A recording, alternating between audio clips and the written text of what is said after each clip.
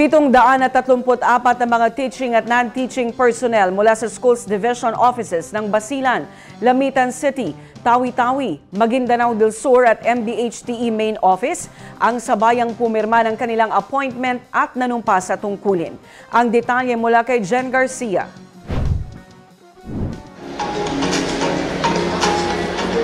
Pumirma ng kanilang appointments at nanumpa ang 734 na teaching at non-teaching personnel mula sa Basilan, Lamitan City, Maguindanao del Sur at Main Office ng MDHTE sa ginanap na mass signing of appointment at oath-taking ceremony sa Cotabato State University Gymnasium araw ng Miyerkules, August 27, 2025.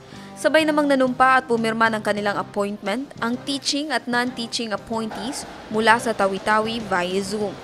Ang aktibidad ay pinangunahan ni MDHTE Minister Muhagher Iqbal. Ang mensahe ko, gaya na sinabi ko kanina, yung mga teachers po, dapat magturo po sila. Dahil pinaka-challenging po sa atin, paano aangat yung kalidad ng edukasyon natin dito sa VAR. Medyo kulila tayo, pero maraming dahilan. Kaya isang malaking challenge po sa atin na yun i-hire ng mga teachers natin, talaga magturo sila at magsikap sila na magiging competent sila. Pagpapasalamat naman ang inihayag ng mga gurong nanumpa kahapon. Ayon kay Ronald J. Carpio na representante ng mga newly hired Teacher 1 at nakapagturo bilang isang volunteer teacher ng 6 na taon sa Basilan, ay halos hindi umano makapaniwala na natupad ang kanyang pangarap na maging isang guro.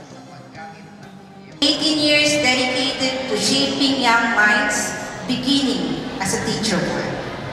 And for those 18 years, 6 attempts, 6 cycles of hopes and disappointments, 6 lessons of perseverance before finally today being elevated to head teacher. Jen Garcia, iMinds, Philippines.